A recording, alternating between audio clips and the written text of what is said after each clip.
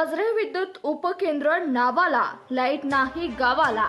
गाव व वाड्या वस्त्यावर भगीरथची वीज द्या, नागरिकांची आमदारांकडे मागणी.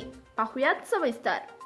वज्रे तालुका सांगोला येथील सुमारे 300 विद्यार्थी शालेय शिक्षण घेत असून सध्या रात्रीची लाईट नसल्यानं शैक्षणिक नुकसान होत आहे व ग्रामीण भागात बहुतेक सर्व शेतकरी विद्यार्थी शेतीच्या कामानिमित्त गावाबरोबर वाडी वस्तीवर मोठ्या संख्येने राहतात. त्याबरोबरच जमीन जुमला जनावरे पाळलेले असतात. त्यांची देखभाल करणं, दूध चारा पाण्यासाठी वाडी वस्तीवरच रहिवास करतात व त्याची शाळेत शिकणारी मुलेही राहतात. परंतु सुमारे 2 महिने झाले संध्याकाळची वीज मिळत नाही व या अनियमित वीज पुरवठ्यामुळे विद्यार्थ्यांचे, नागरिकांचे, लहान बालकांचे व वयोवृद्ध नागरिकांचे हाल प्रचंड होत आहेत. यामुळे वज्रे ग्रामस्थांनी ग्रामसभेचा ठराव घेऊन सांगोल्याचे लोकप्रिय आमदार डॉक्टर बाबासाहेब देशमुख व महावितरण कार्यालय नाझरे कार्यालयात भेट देऊन निवेदन दिलं आहे.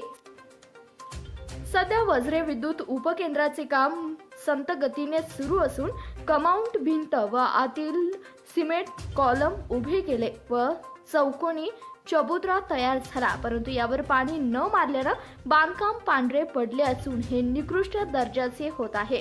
कारण पाणी मारण्याची व्यवस्था नाही व याकडे संबंधित अधिकाऱ्यांचे दुर्लक्ष होते व थोडाफार उभा केलेला डोंगारा कोसळले असे नागरिकांतून बोललं जात आहे. मग याच जबाबदार कोण? तरी पाण्यासाठी स्वतंत्र बोर घेऊन संबंधित बांधकाम ठिकाणी दिवसातून 3 वेळा पाणी मारावं अशी नागरिकांची मागणी आहे व गावाने विद्युत उपकेंद्रास जागा दिली हे लक्षात घेता उपकेंद्रास दिवस रात्र लाईट आहे व गावाला नाही, तर अगोदर गावात विद्युत पुरवठा सुरू करा व येत्या 15 ते 20 दिवसात विद्युत पुरवठा सुरू करा, अन्यथा वज्रे ग्रामस्थ विद्यार्थ्यांसह आंदोलनाच्या तयारीत आहेत. वज्रे तालुका सांगोला येथील ग्रामस्थ, विद्यार्थी, शेतकरी व अबाल वृद्ध यांची अडचण लक्षात घेता गाव व वाड्या वस्त्या भगीरथ मध्ये करून विजेची अडचण दूर करा अशा सूचना आपण हातीत व नाझरे महावितरण अभियंतास दिलेल्या आहेत